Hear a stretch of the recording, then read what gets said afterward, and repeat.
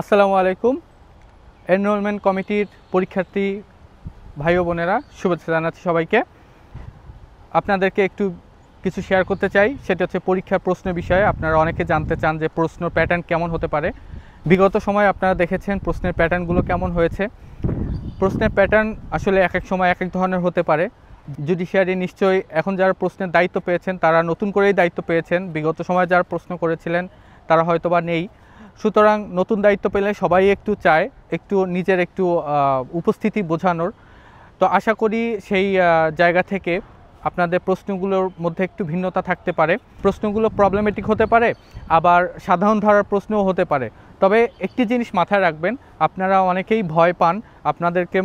আপনাদের মধ্যে ভয়টা ছড়িয়ে দেওয়া হয় আমি যতদূর মনে করি। সেটি হচ্ছে বার কাউন্সিলের প্রশ্ন কঠিন হয়, বার কাউন্সিলের প্রশ্ন জুডিশিয়ারি কেন করবে, জুডিশিয়ারি করলেই তো আমরা ফেল করি, তারা তাদের মতো করে প্রশ্ন করে। আসলে এই ধারণাগুলো একটু অন্যরকমভাবেও আমরা চিন্তা করতে পারি। একটি বিষয় মাথায় রাখা উচিত, জুডিশিয়ারি যদি বার কাউন্সিলের মতো করে প্রশ্ন করে, বার কাউন্সিলের জন্য প্রশ্ন করে, তাহলে অবশ্যই তারা বার কাউন্সিলের মতো করে প্রশ্ন করবে।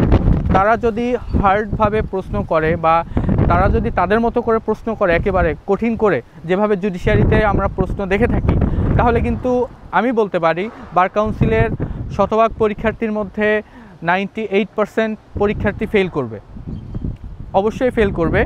কারণ আমাদের প্রস্তুতি কিন্তু অতটা থাকে না। আমরা 7টা মাত্র আইন পড়ি এবং একই ধারা, একই সিলেবাস, প্রতি বছর রিপিটেশন হয়, প্রতি বছর আমরা একই বিষয়গুলো পড়ে যাই। বাংলা, ইংলিশ এবং আপনার যে ল্যাটিন টার্ম রয়েছে এর মধ্যে একটু তফাৎ রয়েছে। এই বিষয়গুলোকেও আমাদেরকে একটু মাথায় রাখতে হয়। একজন আইনজীবী হিসেবে আমাদেরকে এই বিষয়গুলো, কমন বিষয়গুলোর সঙ্গে পরিচিত হওয়া খুব কঠিন বিষয় না। পরীক্ষা কঠিন হবে নাকি সহজ হবে এগুলো অনেকটা নির্ভর করছে আমার উপরে, আপনার উপরে। আমরা কেমন প্রস্তুতি নিয়েছি, কিভাবে আমরা পড়ছি, সেভাবেই হচ্ছে আমাদের পরীক্ষার প্রশ্ন সহজ বা কঠিন হওয়ার বিষয়টি চলে আসে।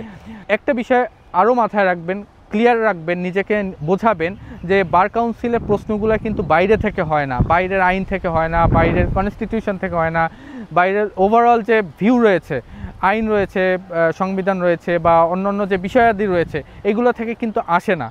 আমরা মাত্র 7টি আইনের মধ্যেই প্রশ্ন আসে। হ্যাঁ, তারা একটু মুনশিয়ানা দেখায় প্রশ্নের মধ্যে, প্রশ্নগুলো একটু ভালো করে পড়তে হয়। এই জন্য আমরা সারা জীবন যেভাবে প্রশ্ন পড়ে গিয়েছি কমন স্টাইলে, সে কমন স্টাইলে একটু ভিন্ন স্টাইলে তারা প্রশ্ন করে। তারাও কিন্তু হিউম্যান বিং আমাদের মতো, তারা প্রশ্ন করবে, তারাও চালাকি করবে প্রশ্নের মধ্যে, কিন্তু কতটা করবে এটা কিন্তু আপনার আমার বোঝা উচিত। সুতরাং এইটা নিয়ে আপনারা বদার না হয়ে, আমার মনে হয় আপনারা শেষ সময়ে পড়াশোনাগুলোকে একটু ঝালাই করে ফেলেন। প্রশ্ন আশা করি সহজই হবে, বিগত সময়েও সহজ কঠিন মিলিয়ে হয়েছে। আর সর্বোপরি আমি তো বললাম যে প্রশ্ন সহজ হবে না কঠিন হবে, সেটা আপনার আমার প্রস্তুতির উপরে নির্ভর করছে। সেম আইন, সেম যে সেকশন, হ্যাঁ সেম কথা, সব কিছু সেম। সেই সেম বিষয়গুলোকে কেন আপনার কাছে কখনো কঠিন কখনো সহজ মনে হচ্ছে? সুতরাং এখানে হচ্ছে আমাদের প্রস্তুতির একটা ব্যাপার স্যাপার রয়েছে। তো আমার প্রত্যাশা, বিগত সময়ে যেরকম প্রশ্ন হয়েছে অ্যাভারেজ কোশ্চেন, এবারও অ্যাভারেজ কোশ্চেনই হবে এবং আপনারা অনেকেই কৃতকার্য হবেন, এই প্রত্যাশা। বিচলিত হবেন না যে পরীক্ষার প্রশ্ন খুব কঠিন হতে পারে। এবার আমরা শুনেছি, আমরা জেনেছি, অনেকে বলেছে। এসব বিষয়ে আপনারা খুব একটা মাথা না ঘামিয়ে পড়াশোনা মাথা ঘামান। আপনারা জানেন সবসময় আমি চেষ্টা করি আপনাদেরকে অনুপ্রাণিত করা। আমার কাজ আপনাদেরকে তথ্য দিয়ে আপনাদেরকে একটু এগিয়ে রাখা, এতটুকুই আমার কাজ।